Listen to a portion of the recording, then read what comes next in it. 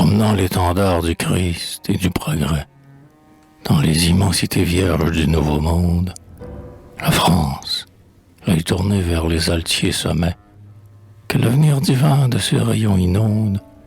a laissé sur ses bords une trace féconde que le temps destructeur n'effacera jamais. Pour jeter sa semence au sol de l'Amérique,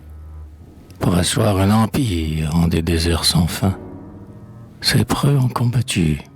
pleins d'une ardeur épique, les Indiens, les Anglais, la trahison, la faim, des bancs de Terre-Neuve à la mer de Baffin, des banquises du pôle aux pampas du tropique. Mais de tous les vaillants au renom souverain, qui sur ce continent luttèrent pour la France, nul ne ceint d'un laurier plus frais et plus serein que le jason chrétien, dont la reconnaissance acclame la ferveur, l'audace et la science dans le noble et tragique orgueil de ces terrains. Fils d'un rude et hardi pêcheur de la Saintonge, Champlain grandit au bord du gouffre illimité, et, dans une ombre où l'œil du poète se plonge, assoiffé d'aventure, ivre d'immensité, en son adolescence et sa virilité,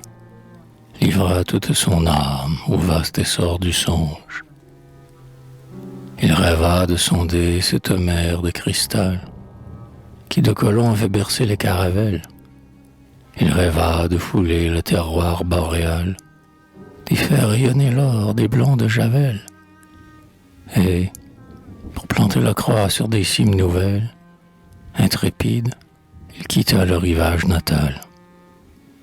Les larges flots d'azur du Saint-Laurent sauvage,